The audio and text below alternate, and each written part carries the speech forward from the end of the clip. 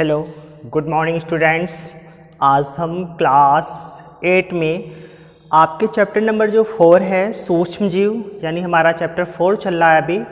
तो आज का जो हमारा वीडियो है वो चैप्टर नंबर 4 का लास्ट वीडियो है, क्योंकि इसके बाद जो है अब हमारे क्वेश्चंस फिनिश होते हैं और उसके बाद हम अभ्यास वर्क करेंगे। तो आज का हमारा जो वीडियो में क्वेश्चन नंबर है वो 11 और 12 है, क्योंकि अभी तक आप लोगों ने 10 क्वेश्चंस कर चुके हो। तो उसी क्रम में जो है अब हम 11वां प्रश्न और 12वां प्रश्न कर रहे हैं।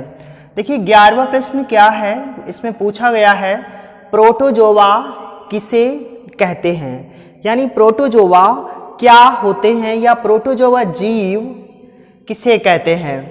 तो सबसे पहले जो है हमें प्रोटोजोआ जीव के बारे में बताना है और फिर उसके एग्जाम्पल्स उदाहरण बताने हैं। तो देखिए उत्तर है कि प्रोटोजोआ एक कोशिकीय जीव हैं। देखिए सबसे बड़ी बात हमें ये समझना है कि कोई भी जीवित जीवधारी है उसका जो शरीर है उसका निर्माण सबसे छोटी इकाई यानी जीवन की सबसे छोटी इकाई जो है वो कोशिका है और उस कोशिका के द्वारा होता है। तो कुछ जीव ऐसे होते हैं जो एक कोशिकीय होते हैं और कुछ जीव जो होते हैं वो बहुकोशिकीय होते हैं, यानी कि उनके शरीर में बहुत सी कोशिकाएं होती हैं या उनका शरीर बहुत सी कोशिकाओं से मिलकर बना होता है, बहुकोशिकीय कहलाते हैं। और जो जीव एक कोशिका से मिलकर बनता है या जिसके शरीर में एक कोशिका होती है उसे एक कोशिकीय कहते हैं। तो जो हमारी प्रोटोजोआ हैं, प्रोटोजोआ जो जीव हैं उनका शरीर भी एक कोशिकीय होता है, यानी कि एक कोशिका से बना होता है। तो देखिए प्रोटोजोआ जो हैं वो एक कोशिकीय जीव हैं। ये पृथ्वी पर जल में, गीली मिट्टी में लगभग प्रत्येक जगह पाए जाते हैं, यानी जो प्रोटोजोआ जीव हैं इनकी उपस्थिति पृथ्वी पर हर जगह है, यानी गीली मिट्टी में है, इसके अलावा जल में है और लगभग जगह पर पाए जाते हैं। तो ये आपके प्रोटोजोआ जीव हैं और इनका आकार 2 सेमी से 200 माइक्रोन तक होता है, यानी जो प्रोटोजोआ जीव हैं प्रोटोजोआ संघ के जीव हैं। देखिए संघ से क्या तात्पर्य है कि विज्ञान में जिन जीवों में उनके आकार की संरचना, बाह्य लक्षण, आंतरिक लक्षण में कुछ समानताएं हैं उन सबको एक एक संघ में रखा गया है। एक संघ मतलब एक ग्रुप बना दिया गया है और उसको नाम दे दिया गया है और उसमें समानता रखने वाले जितने भी जीव हैं उनको एक जगह एक संघ में रखा गया है, जिससे अध्ययन करने की सुविधा हुई। साथ साथ में जीव एक प्रकार के जीवों के बारे में, लक्षणों के बारे में जो है ज्ञान एक जगह मिल जाता है। तो प्रोटोजोआ जो संघ है उसमें एक कोशिकीय जीव रखे गए जो कि सूक्ष्म जीव होते हैं, काफ़ी छोटे होते हैं, जिनका आकार 2 सेंटीमीटर से 2 सेमी से लेकर के 200 माइक्रोन तक होता है। और इन जीवों में हरित लवक भी पाया जाता है, यानी ये गमन भी करते हैं और साथ में इनमें हरित लवक यानी पर्णहरिम भी पाया जाता है। तो प्रोटोजोआ जो संघ है, प्रोटोजोआ जो जीव हैं वो हमारे हैं अमीबा, यूग्लिना, पैरामीशियम, ट्रिपैनोसोमा, यानी ये सभी जीवों के नाम जो हैं ये प्रोटोजोआ संघ में रखे गए हैं और ये प्रोटोजोआ या प्रोटोजोअन्स कहलाते हैं या प्रोटोजोआ जीव कहलाते हैं, यानी ये सभी जीवों के नाम हैं। अमीबा, यूग्लिना, पैरामीशियम ये सभी क्या हैं, जीव हैं और प्रोटोजोआ जीव कहलाते हैं।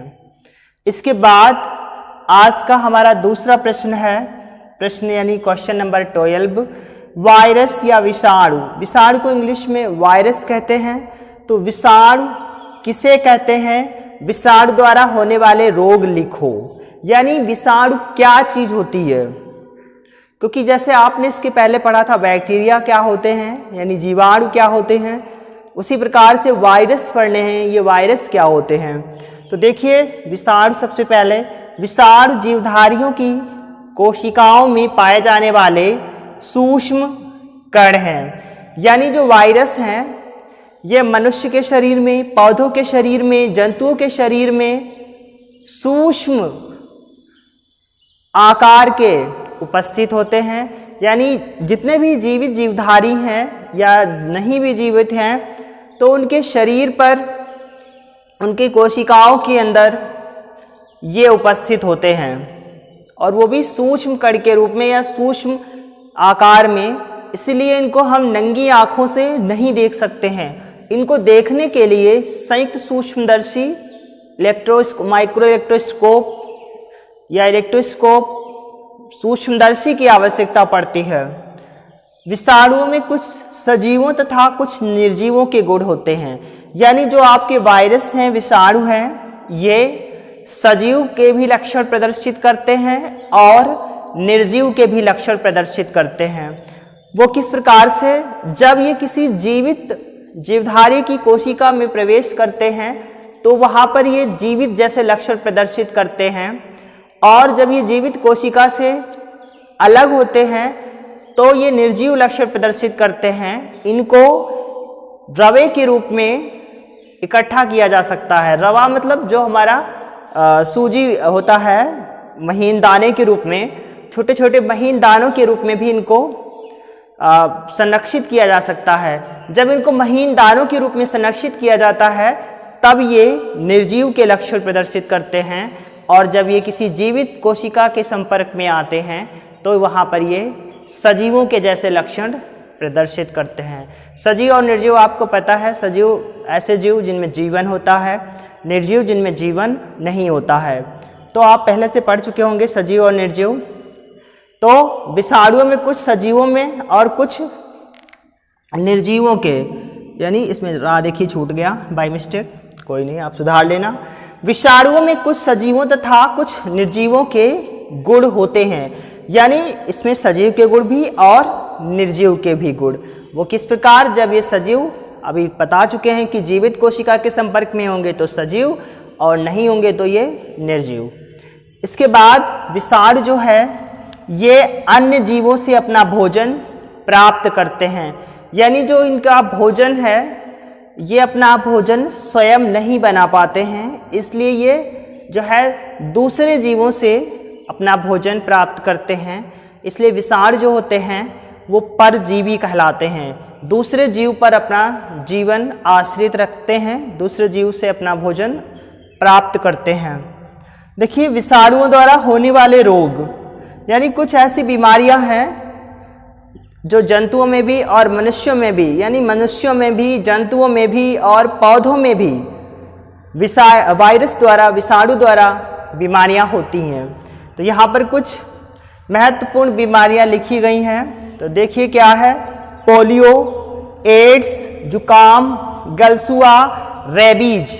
ये जो बीमारियां हैं, जो ये रोग हैं, ये विषाणु द्वारा, वायरस द्वारा होने वाले रोग हैं। यानी इनकी जो फैलाव है, इनके जो संक्रमण की अवस्था है, यानी जब ये किसी व्यक्ति में ये रोग होते हैं तो इनका जो कारक होते हैं वो कोई ना कोई वायरस ही होता है, यानी वायरस ही इनको फैलाते हैं।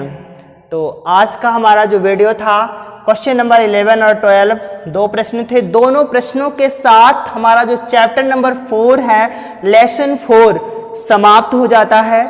इसके बाद हम लोग अभ्यास वर्क करेंगे, फिर आगे अगले चैप्टर पर पहुंचेंगे।